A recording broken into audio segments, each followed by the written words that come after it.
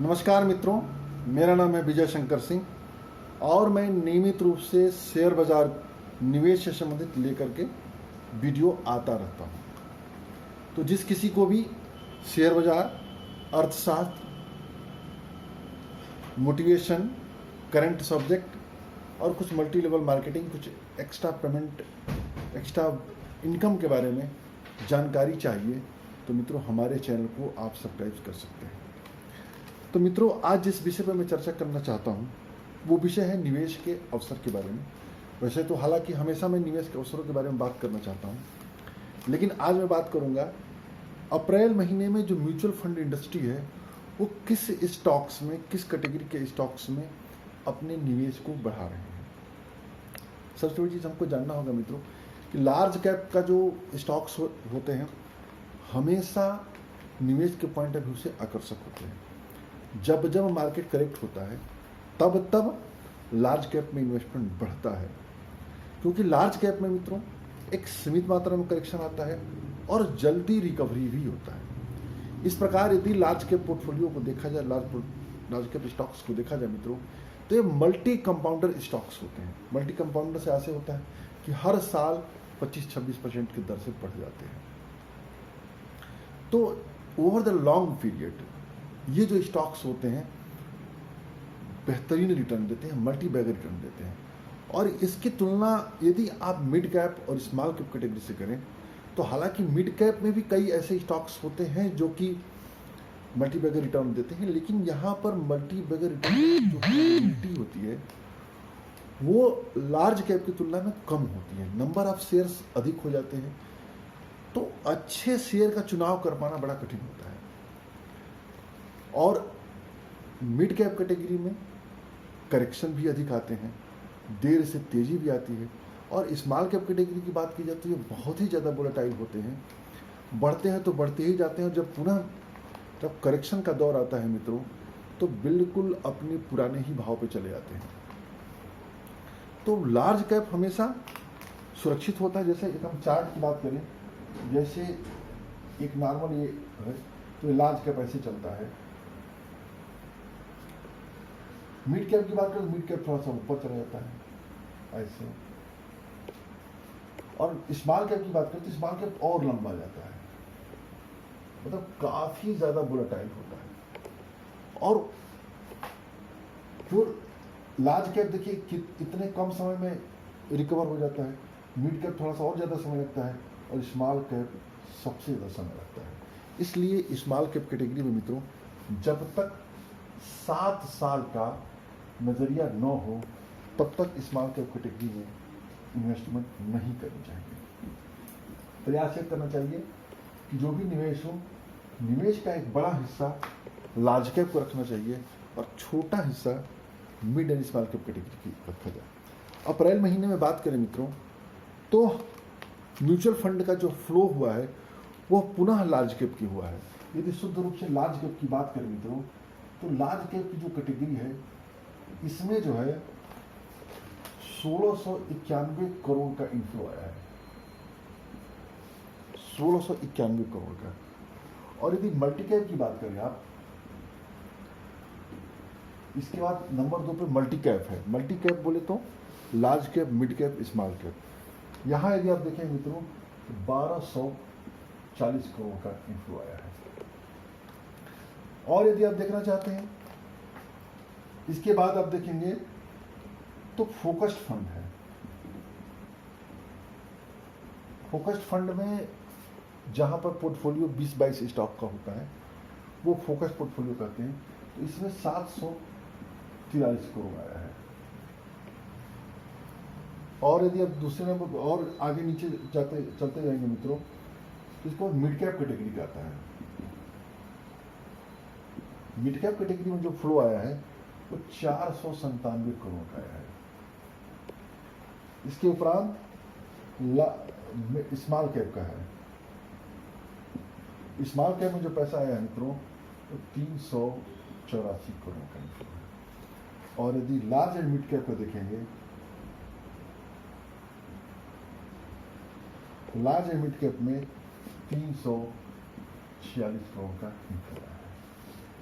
तो ये अप्रैल महीने में जो म्यूचुअल फंडों ने नई खरीदारियां किया है उन खरीदारियों का ये आंकड़ा है। अब आप देखिए लार्ज कैप का मित्रों, तो यहाँ से लेकर के इसकी जो पूरी कैटेगरी है एक तरह से देखा जाए तो लार्ज कैप का हिस्सा है।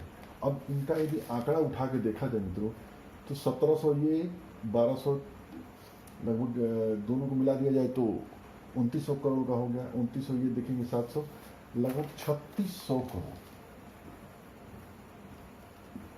3600 करोड़ है वो लार्ज कैप की तरफ गया है। और mid and small cap category में देखेंगे मित्रों तो 500 3 400 400 यानी कि 1300 जो करोड़ है वो mid and small cap category में गया है। तो हमारा जो फोकस होना चाहिए मित्रों लार्ज कैप की तरफ फोकस होना चाहिए। इंस्टीट्यूशनल जो इन्वेस्टर होते हैं, जो संस्थागत निवेशक होते हैं मित्रों, निवेश के पॉइंट ऑफ व्यू से उनकी होल्डिंग बहुत मायने रखती है।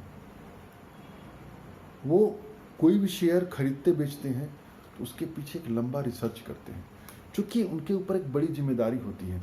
वो हमारा आपका पैसा लेते हैं, तो उस पैसे को बढ़िया से होल्ड करना, बढ़िया से इन्वेस्ट करना, उस पर रिटर्न दिलाना बहुत मायने रखता है। तो जिम्मेदारी होती है, लिहाजा वो शेयर्स अच्छे चुनते हैं। तो जब उनका फोकस लार्ज कैप की तरफ ज़्यादा बढ़ रहा है तो हमारा भी जो पोर्टफोलियो है वो लार्ज कैप ओरिएंटेड होना चाहिए।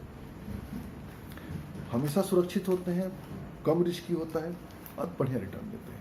तो लार्ज कैप में मित्रों कौन से स्टॉक्स लिए जाए, तो जैसा कि पता है मित्रों कि कोरोना वायरस का जो दिक्कत चल रहा है, उस दिक्कत के चलते बहुत सारे जो दिग्गज स्टॉक्स हैं वो काफ़ी करेक्शन पे आ चुके हैं। तो हम निफ्टी के कुछ अच्छे स्टॉक्स जो करेक्शन पर उपलब्ध हैं उसको हम चर्चा करेंगे इन्वेस्टमेंट के पॉइंट ऑफ व्यू से। हालांकि करेक्शन तो बहुत सारे स्टॉक करेक्ट हुए हैं, लेकिन कौन सा स्टॉक ऐसा है जो हम पोर्टफोलियो में बढ़ा सकते हैं करेक्शन वाले। तो नंबर 1 पे है मित्रों बजाज फाइनेंस।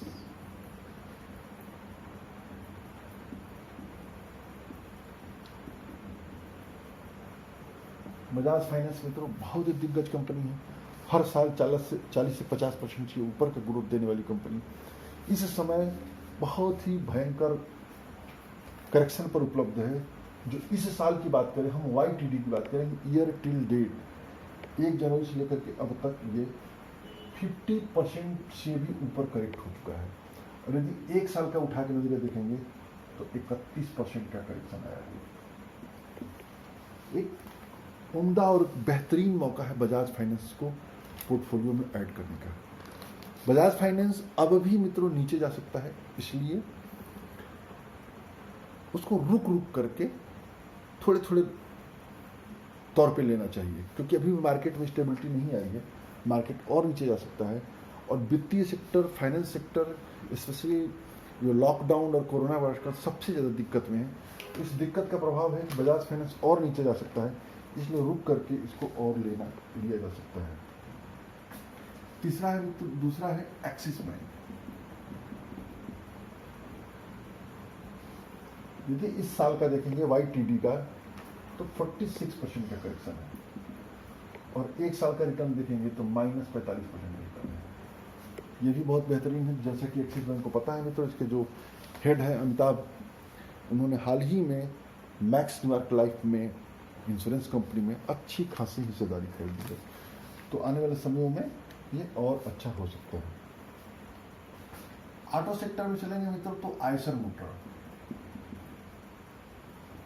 मोटर जो रॉयल इनफील्ड बुलेट जो बनाती है मित्रों, उस कंपनी का यदि YTD इस साल का देखेंगे तो 38% का नेगेटिव रिटर्न है, और 1 साल का देखेंगे तो -32% का रिटर्न है।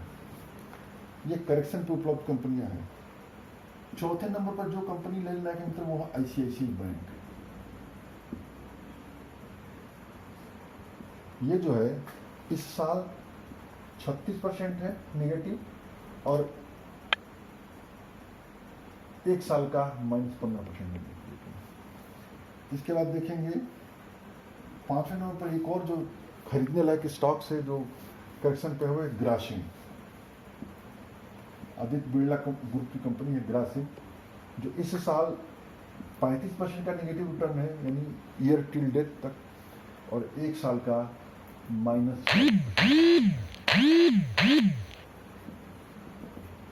और यदि आप देखिए ग्रासिम के बाद देखेंगे तो छठे नंबर पर एलएनटी आएगा, Larsen and Toubro engineering company, बड़ी कंपनी। एक ईयर टिल डेट -34% है और 1 साल का 37% निगेटिव रिटर्न। फिर आप बात करेंगे तो यूपीएल है, 7वें नंबर पर यूपीएल, यूनाइटेड फास्फोरस, बहुत बेहतरीन कंपनी, कृषि केमिकल से संबंधित कंपनी। हाल ही में इसने कई अधिग्रहण किया है, तो अधिग्रहण के चलते थोड़ा सा प्रेशर में है, तो फिर आगे चलकर सुधर सकता है। -33% इस साल का है और 1 साल का -38% नेगेटिव है। यूपीएल के बाद बात करेंगे मित्रों तो टेक महिंद्रा आता है 8वें नंबर पर। टेक महिंद्रा की बात करें तो यह भी जो है 33% का नेगेटिव रिटर्न है, और इधर देखेंगे तो 38% का नेगेटिव रिटर्न इसका भी है। फिर अगले नंबर पाएंगे 9वें नंबर पर मारुति है मित्रों, 4 व्हीलर दिग्गज कंपनी मारुति, यहाँ भी 33% नेगेटिव रिटर्न, और इधर भी देखेंगे तो 26% का नेगेटिव रिटर्न है। और बात करें निफ्टी के जो अन्य जो स्टॉक्स करेक्शन पे हैं मित्रों, ऊपर से थोड़ा सा हटा देते हैं जी।